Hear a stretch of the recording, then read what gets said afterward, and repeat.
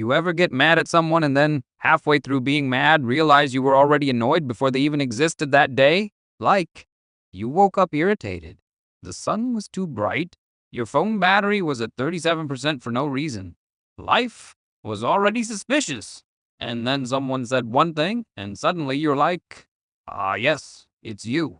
You're the villain. But let's be honest, nobody actually ruins your mood. They just tap on the cracked screen and the whole thing glitches. People don't reach inside you and install anger. They just trip over something you left lying around emotionally and then you sue them for it. And the wild part?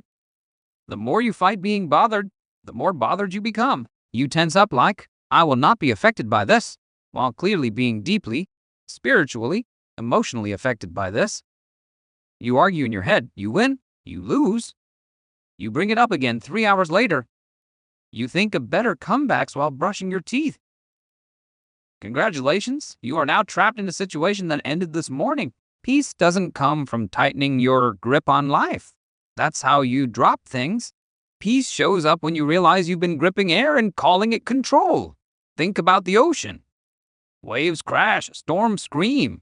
The ocean doesn't say, wow, that was disrespectful. It doesn't block anyone. It doesn't mute the wind. It just exists like, okay. Next, your emotions are like that. Anger shows up uninvited. Frustration eats your snacks. Irritation moves your stuff. None of them are you. They're just very confident house guests. Being unbothered isn't becoming cold. It's realizing there was never a fragile version of you that needed constant emotional security updates. Here's the part nobody teaches you. When something happens, someone interrupts you, disappoints you, breathes wrong, there's a tiny pause, a microscopic moment before your mind goes, we're dying, and starts the emotional Netflix series. Most people skip that pause like an ad. 5 seconds. No thanks. And then they're shocked when the episode ruins their whole day. But that pause, that's your exit ramp. That's where you could breathe, or you could launch a full TED Talk in your head about why you're right. The event itself is neutral, boring. Actually, it only becomes dramatic when you give it meaning and say, yes, hurt me with this. Someone calls you stupid and it hurts. It's not because they're powerful. It's because there's a tiny voice inside you already saying, what if though? Otherwise, it's just noise, sound waves, aggressive air. This isn't about controlling life. Please stop trying. Life does not respect planners. This is about noticing what happens inside you and realizing you don't have to pick up every thought just because it showed up early. Anger only needs one thing from you, attention. The moment you stop entertaining it, it gets awkward and leaves. Honestly, very dramatic for something that collapses so fast. Reacting less isn't weakness, it's intelligence. It's realizing you were never the puppet. You just forgot you had free hands and no strings. A lot of suffering comes from expecting people to be more self-aware, kinder, smarter, more emotionally evolved. As if the world agreed to level up together and forgot to send the memo. They didn't sign that contract. They don't know you expected them to behave.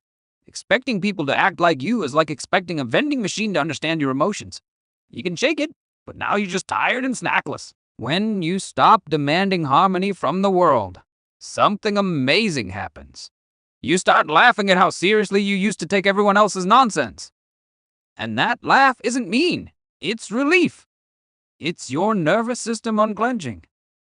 Then comes this plot twist. You stop needing people to agree with you. Disagreement stops feeling like an attack and starts feeling like, wow, different brains exist.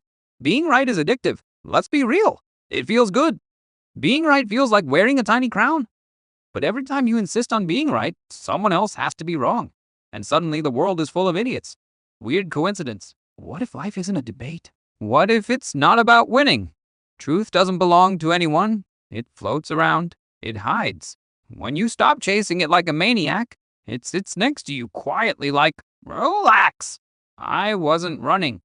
When you drop the need to be right, other people's opinions lose weight. What used to feel like thunder becomes background noise. Someone says something wild, and instead of spiraling, you go, anyway. Words only hurt because we keep them. We tattoo them on ourselves and then wonder why we feel marked. Insults don't live in their mouths. They live in your replay button. Depending on praise or blame is like putting your heart on airplane mode and letting strangers control the Wi-Fi. You are not an opinion. You're the silence before the words, and silence can't be roasted. Now, no, this doesn't mean letting people treat you like a doormat with a smiley face. That's not peace. That's exhaustion pretending to be spiritual. Boundaries aren't walls. They're fences with gates. You can visit. You just can't move in and rearrange the furniture. Kindness isn't saying yes to everything. Even the sun clocks out. Even the ocean backs up. When you stop overgiving, life doesn't collapse. It adjusts.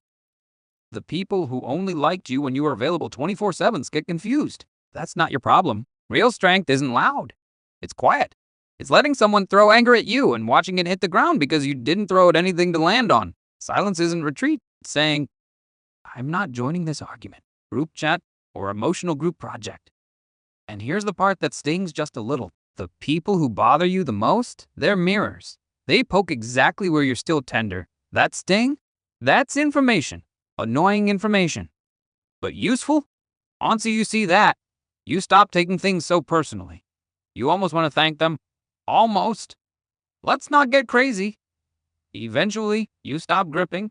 You stop rehearsing arguments with people who aren't even there. Life keeps happening. People keep being people. And you stay right here. Calm, a little amused, slightly unbothered. And honestly, that's when peace finally shows up, late, uninvited, and somehow right on time.